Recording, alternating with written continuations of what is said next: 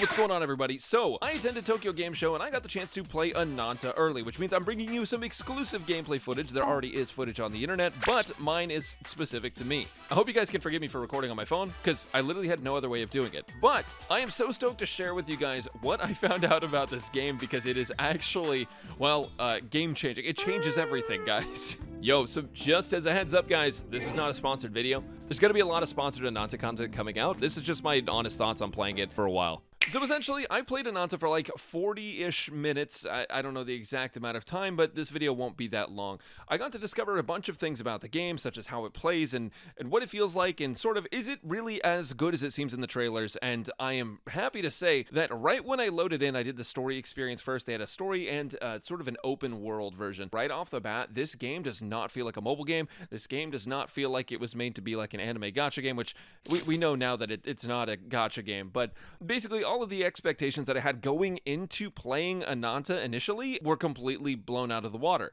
I had thought that the game was probably going to be pretty good just because the new trailers and the gameplay that they showed us was honestly really, really good looking. But this time when I went to actually play it, I still was shocked at how good everything felt. It started me off in this fight scene where I'm like being surrounded by these villains and I just got to fight them off. And there's like 50 million ways to kill guys.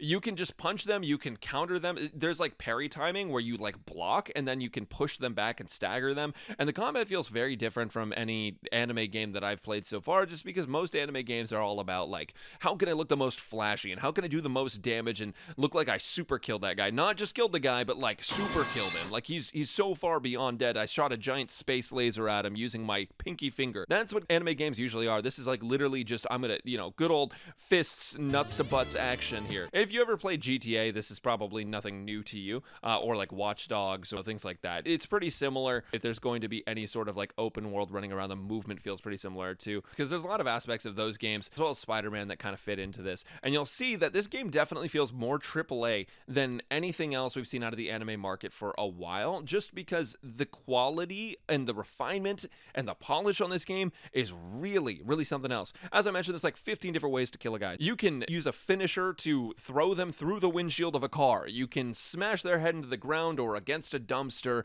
You can pick up a sewer grate and you can throw it at a guy. You have like psychic powers or something, or venom powers. You kind of have both.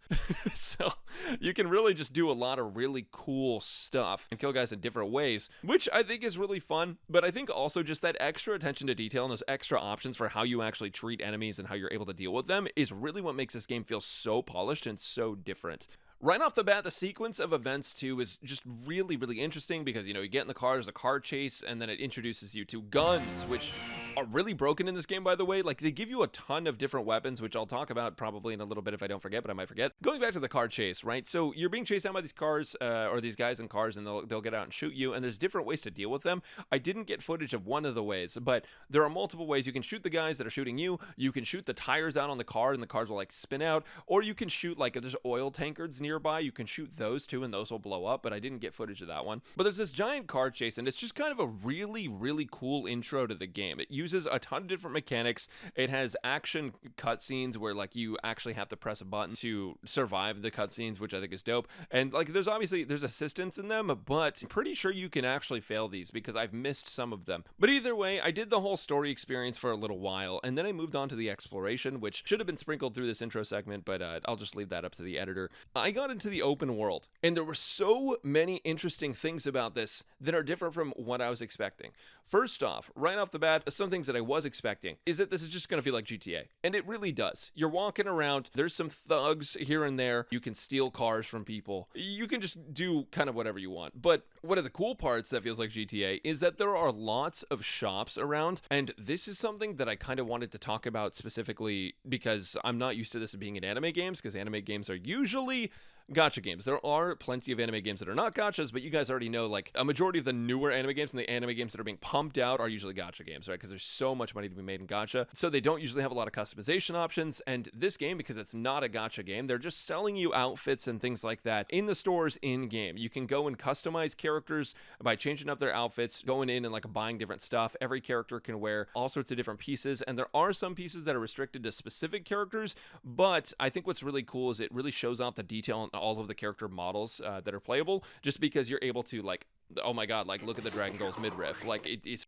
insane. And the outfits are really, really sick. They look good. There's also a dyeing system, so you can actually change the colors of the outfits that you're equipping to your characters. And this is why I think this game absolutely needs multiplayer. There's no multiplayer right now, as I can tell. I think they are going to add it. If they don't add it, that's going to be rough. And I'm going to talk about my final thoughts on like how well this game will do at the end. I really think this game needs multiplayer because you're going to add customization to your characters. Like that's something that's worth flexing or like even just showing off, right? Like I think that's a really cool aspect to customization. Either way, you can customize your character's outfits, and I think that's dope. You can also buy other cars at the shop, and those other cars will have different stats, different speeds, things like that. And I heard that they're adding a car customization option, but they said it wasn't in this demo, so I can't show you that. I ended up going to a repair shop thinking it was a customization shop, but it wasn't that. And it was really cool to just explore as different characters because, believe it or not, all these characters are completely different. For example, the only character that can web sling, like in Spider-Man, is the main character. The other characters can't do that. But one of the characters has a special vehicle, uses hammers, which is like a different fighting style than all the other stuff. And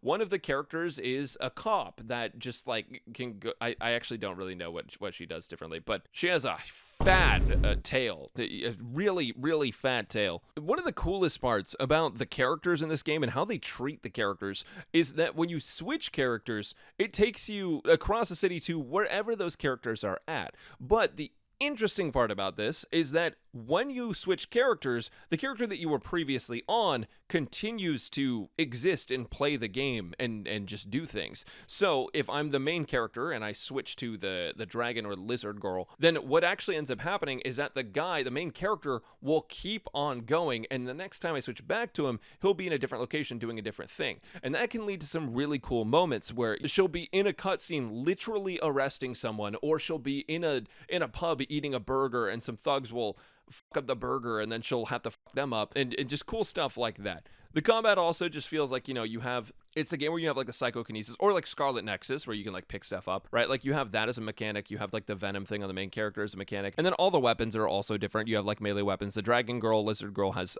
claws, also can use an SMG, a hammer on the Bunny Girl, and just things like that, right? So there's so many different combat options, but I got sidetracked there. I don't think that's what I was talking about. Hold on, what was I talking about? The part that really stuck out to me was how the characters' lives just continue as you play the game.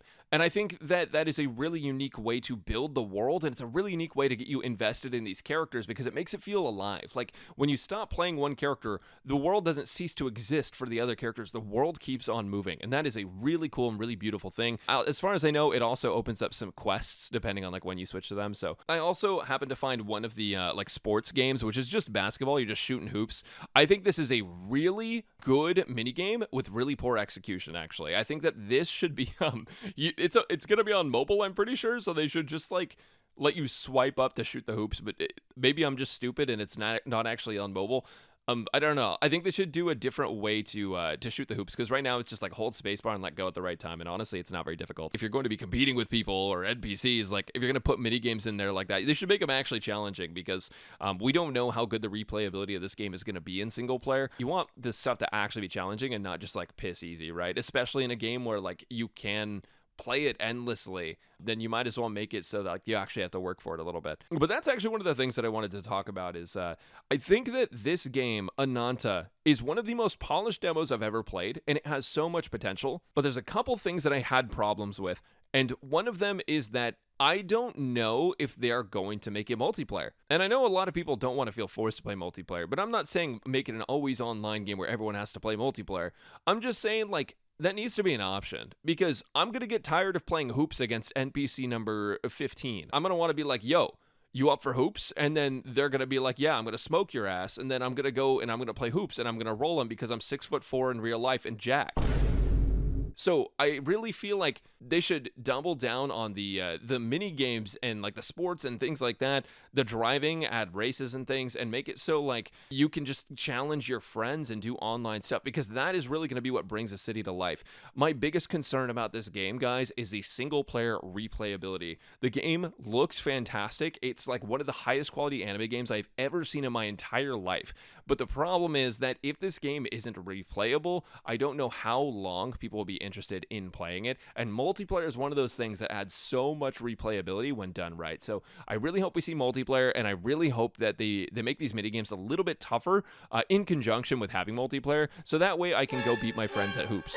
Anyways, that was honestly most of what I got to experience. You know, the web slinging, flying around the world, the cars, the character customization, switching characters, the combat. Oh, I guess the one last thing is, like, again, I brought this up earlier, but I guess I'll just say it again because I feel like this should be addressed. I understand guns are stronger than fists, but, like, I'm never going to use a fist weapon ever in my entire life if I can kill something with a gun in 3 seconds, all right? Like, I'm just, like, why would I ever get up close and personal, risk taking damage if I could just pull out an SMG and shoot him in the head twice and then they're just done. But anyways, yeah, I had a really good time at the Ananta booth. Once again, this is not a sponsored video. I just really wanted to go get hands-on with that game because I'm really stoked for it, and I want to see what it's all about. So, assuming they add multiplayer and they fix some of these minigames to make them a little bit more challenging or something you can compete with your friends in, you know, this could be really amazing. But if they don't do that, I am concerned about the replayability of this game. Let me know what you guys think down below, though. And thanks for listening to me yap at the speed of sound. I'll have a couple more videos like this coming out for, like, Duet Night Abyss and stuff too. So thanks everyone. I'll catch you later.